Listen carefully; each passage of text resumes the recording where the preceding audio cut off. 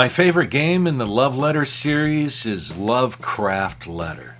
This is a great game. I love the little twist in the instructions. The components are fantastic. Look at these little chips. This is what you keep score with. These little Cthulhu chips. They're wonderful. The cards do come sleeved already.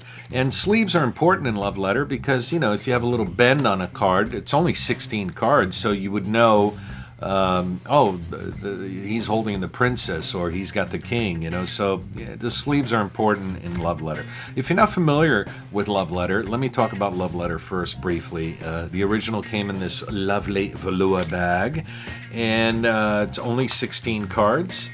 And everybody gets dealt a card in the beginning, and then on your turn you draw another card, and you have to play one of these cards and do what the card says. So the guard, for instance, you guess what card an opponent might be holding. If you guess correctly, they're out of the round.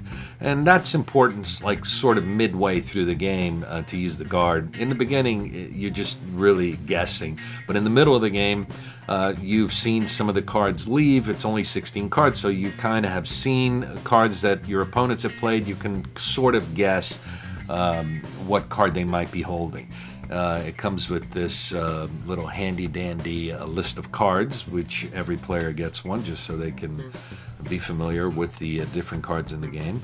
But the game is very simple to play. The idea is to eliminate your opponents, or at the end of the game, if there are no more cards in the draw pile, it's whoever holds the highest number card that wins. So if my opponent is holding this card and I'm holding this card, I have a 1, my opponent has 3, they win that round. You play best out of 3, usually best out of 5, best out of 7, and that's Love Letter. Wonderful little deduction game, very quick to play, fun. You end up playing multiple rounds of this game.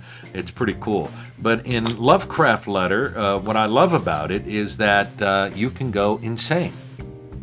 There's 2 different cards in Lovecraft Letter. You have the normal card, right, which you would play just like regular Love Letter with the regular instructions.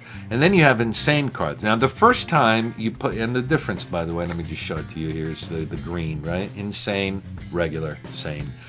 The first time you play an insane card, you have to do the instruction on top here.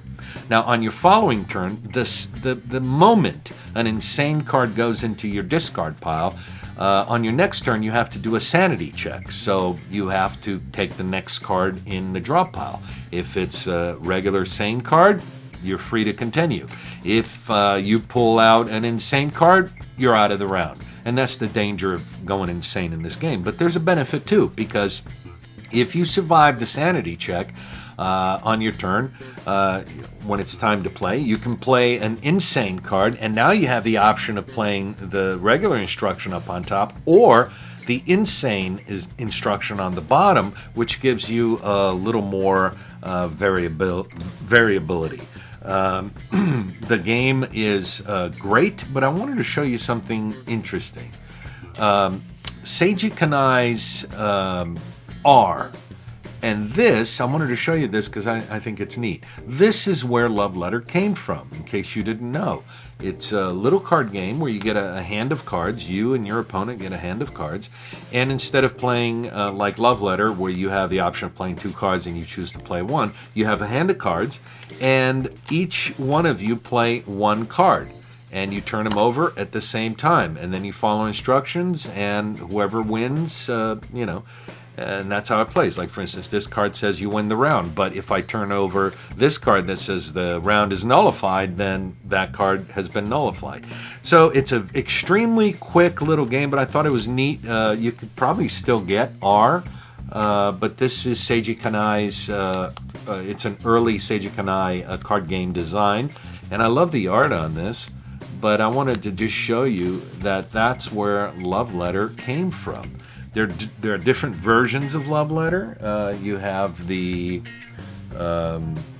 Premium Edition, which comes with additional cards. You have the Legend of the Five Rings. You have Batman. There's a few different ones, but my favorite of the bunch is Lovecraft Letter. If you like Love Letter and you haven't played this, go play it. I think you'll like it.